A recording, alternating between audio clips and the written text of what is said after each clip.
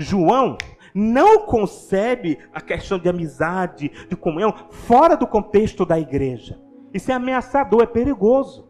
E aí ele vai afirmar isso mais uma vez. Verso 6. Se dissermos que mantemos comunhão com ele e andamos onde? Nas trevas, mentimos e não praticamos a verdade. Se, porém, andarmos na luz, como ele está na luz, mantemos, ele toca no ponto, mantemos comunhão uns com os outros, e o sangue de Jesus, seu Filho, nos purifica de todo pecado.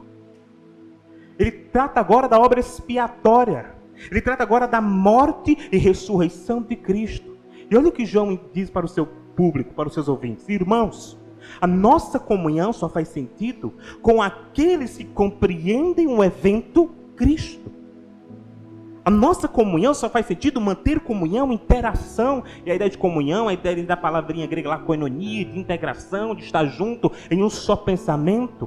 Porque o que nos une não é apenas o aspecto de estarmos aqui dentro desse templo, mas o aspecto pensante. Para João, só faz sentido manter comunhão com aquele também que corresponde e entende a mensagem da luz. Que é a mensagem de quê? Do fato de Cristo ter morrido pelos nossos pecados. E João diz, olha, aquele que diz que está nas luzes, aquele que diz que compreende o evento Cristo, mas não vive isso, não demonstra isso, logo a sua presença no meio do povo de Deus é comprometedora.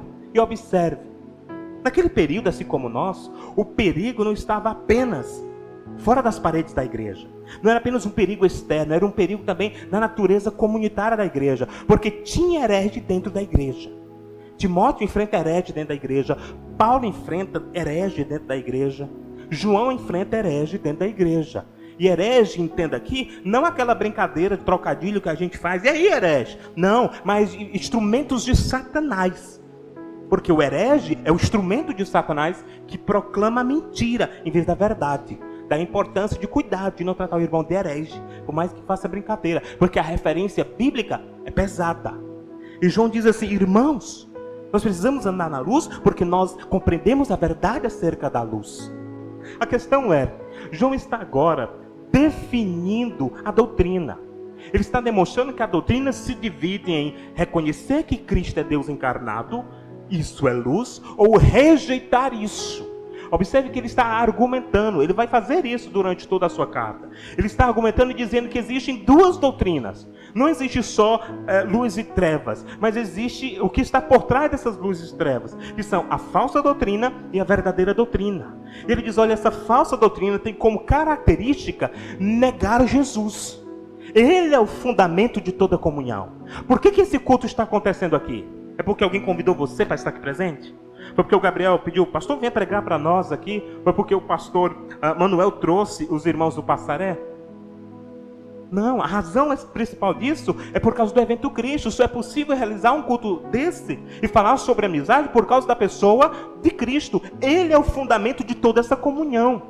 Sem a pessoa de Cristo não existe igreja. Sem a pessoa de Cristo, como diz Efésios, sem a cruz não existe unidade.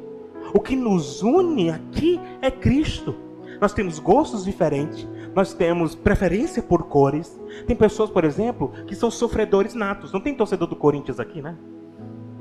Ó, tá vendo? Tem, né? Mas tem bem-aventurados também, né? Tem São Paulinos, por exemplo, né? Então assim, observe essas diferenças. Elas são colocadas de lado por causa da pessoa do Senhor Jesus Cristo. Por causa da pessoa do Senhor. E João está deixando claro que o que nos une a esses irmãos a manter comunhão com Ele é o fato de termos isso em luz, na compreensão da verdade. E ele, no verso 10, ele diz agora ao outro lado. Aquele que ama seu irmão permanece na luz. Ou seja, a ideia é aquele que tem comunhão com o irmão é porque tem a luz. Essa seria uma melhor tradução.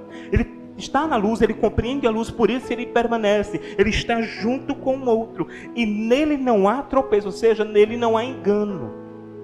Ele demonstra isso, ou seja, a pessoa tinha um bom relacionamento com o outro, na mente de João, é porque ela tinha compreendido a doutrina de Cristo e agora estava unido ao povo de Deus. Não tinha motivo para suspeitar desse irmão.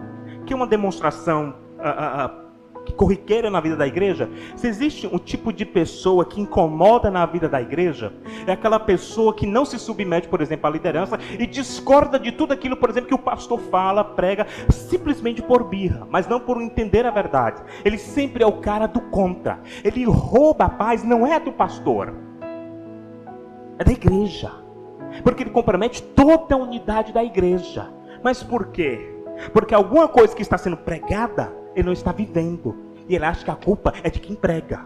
Mas é ele que está recebendo luz, mas prefere viver na obra das trevas. João está dizendo, existe aí alguma coisa errada.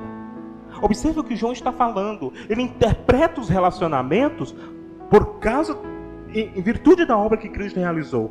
Eu poderia muito bem dar uma de coaching aqui para vocês hoje à noite, falar de relacionamentos, né? Vamos segurar as mãos, vamos dar a mão, 1, 2, 3, tal, né? E aí isso, aquilo outro. Mas isso é vazio. João, ele entende que é Jesus que nos faz entender melhor a compreensão da natureza da comunhão da igreja, né? Do ato de compartilhar de Cristo. E ele diz, olha, mas existe gente que diz estar na luz e odeia. Existem também aqueles que estão na luz, que compreenderam e demonstram isso. Mas observe agora o verso 11. Aquele, porém, ele volta a falar daquele do versículo 9.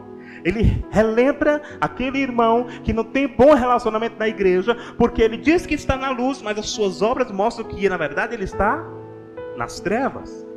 11.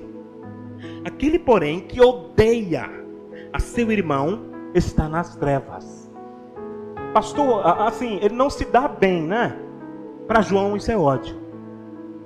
Porque para João só existe amor e ódio.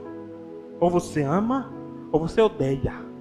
Ah, mas é suportar, né? Dependendo do nível do que você suporta o outro, pode ser encaixado na questão do amor também. Mas para João existe o quê? Amor e ódio. E esse que ele está falando, ele odeia. E olha o que ele diz em diante. Aquele, porém, que odeia o seu irmão está nas trevas, e anda nas trevas, e não sabe para onde vai, porque as trevas lhe cegaram os olhos. João está dizendo que ele perdeu o discernimento, ele perdeu a capacidade de compreender a razão da doutrina. Ou seja, ele está no meio da igreja, mas ele não consegue criar vínculos de comunhão com o outro, porque ele está completamente cego acerca da doutrina. Ele até pensa que compreendeu a doutrina, ele até pensa que tem um entendimento correto da verdade, mas quando ele começa a praticar as obras, quando ele começa a evidenciar o que tem dentro dele, fica provado que ele não compreendeu nada, mas na mente dele, ele está certo. E este tipo de pessoa, na mente de João, é prejudicial à comunhão da vida do povo de Deus. Não existe associação, né? Não existe vínculo comunitário fora do entendimento da doutrina da palavra. Não existe comunhão fora do ambiente que é regido pelas Escrituras. Você pode até tentar, não é hora da aplicação, geralmente faço no final, mas vamos lá. Você pode até se esforçar para querer ser o cara legal da sua turma.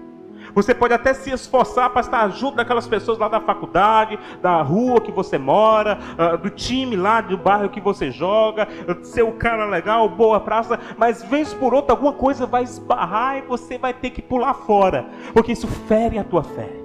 Para João, a comunhão só é possível dentro de critérios. Para ele, o crente, não pode ter comunhão e amizade com qualquer tipo de pessoa. E o que vai determinar o nível, o comprometimento, a proximidade com o outro, é o fato desta pessoa entender que Cristo é a luz de Deus. Porque João sabe que se aproximar do escarnecedor é perigoso. Não pode dar aparência do mal, porque compromete a fé, compromete a integridade e a consciência do outro e pode ferir a nossa devoção a Deus.